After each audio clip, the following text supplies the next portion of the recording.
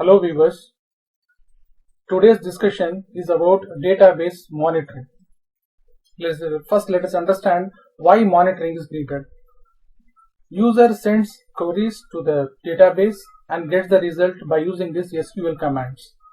User is sole responsible is one person who sends data to the database, stores the data, retrieves the data, modifies the data, updates the data, even deletes the data. Sometimes it may so happen that knowingly or unknowingly, the user sends the data that will corrupt the integrity of the database. These erroneous data, which is unintentionally or intentionally sent to the database, will create a problem to the integrity of the database or the structure of the database. Hence, what the data the user sends to the database that need to be monitored, that need to be filtered before storing onto the database. This happens to be what the database monitoring is. Not only users, sometimes attackers may also send erroneous data to the database so that the integrity of the database can be destroyed. Hence, it becomes important to monitor. So the monitor, as a monitoring, is a unit of a DBMS responsible for the structural integrity of the database. What this monitoring does is, a monitor can check values being entered to ensure their consistency with the rest of the database or with the characteristics of the particular field. For example, age, in a age field, you are supposed to enter only the numeric values. If someone tries to enter the alphabets, then it's an error. You need some provision that can monitor this and says that this is an erroneous data, this cannot be stored onto the database. That happens to be what the database monitoring is. So in the bottom I have written that, for example, a monitor might reject alphabetic characters for a numeric field.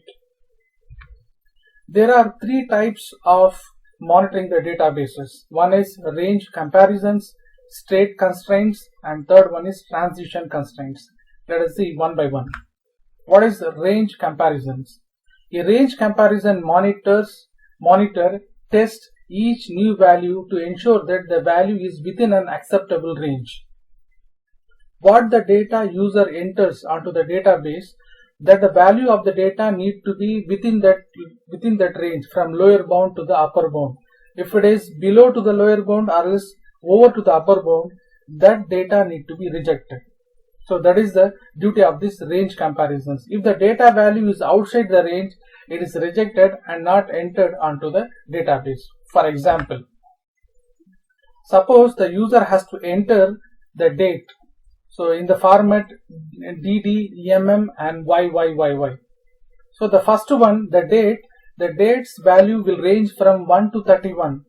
So the next one, the month range from 1 to 12, and the year will range from 1900 to 2099. Any value, if it is below to this, for example in the date, if date is equal to 32, that is not acceptable. If the month is equal to 13, 14, 15, that is not acceptable. Or else if the month is equal to 0, that is not acceptable. So the computer, that is the monitor, will check and it will accept the data only if the data is within this range, within this bound. That happens to be what range comparisons are. And even more sophisticated range check might limit the data portion to 1 to 30 for months with 30 days. So you may be knowing that few months are having only 30 days, few months are having 31 days. Even the more sophisticated, a well-established range comparison need to monitor and say that for this particular month 31 cannot be accepted, and for this month 30 cannot be accepted. All those things it has to do that. Or sometimes it might take into account leap year for February. So maybe 28 or 29, not 30, it need to adjust. Another example of this range comparison is entering student's mark. Definitely a student's mark cannot be more than 100. So it need to check, and it has to any value above 100 it need to reject. So this is the range comparison monitor. So range comparison monitor can be used to ensure the internal consistency of a database. Whatever be the value you store onto the database, it checks, it maintains that internal consistency. checks of these types can control the data allowed onto the database. It checks and controls what type of data need to be allowed onto the database. They can also be used to test existing values for reasonableness. Because of some error, if the database contains some erroneous data, then by using this range comparisons, you can remove all those errors. If you suspect that the data in the database have been corrupted, a range comparison check of all the records could identify those having suspicious values. So this is one type of monitoring called range monitoring, where only the data within that particular range alone will be accepted onto the database. Next one is state constraints. State constraints describe the condition of the entire database. At no time should the data value violate these constraints. So to understand this, let us go for one example. In a hierarchy, in a company, only one president will be there, and each employee is identified with unique employee ID, employee number. No duplication is allowed. Only one president record should be there, and each employee number need to be unique. There may not be any duplication. If duplication is there, then the database contains some errors. That is what this state transition is. At any point of time, an employee database contains employee number that is identical for two employees, then that is not correct. So this is what this state constraint is. So at no time should the database values violate these constraints. In other words, if these constraints are not met, some values of the database is in error, which means two employees are having the same employee number, or else we are having more than one president in a particular organization. Furthermore, that is what here is.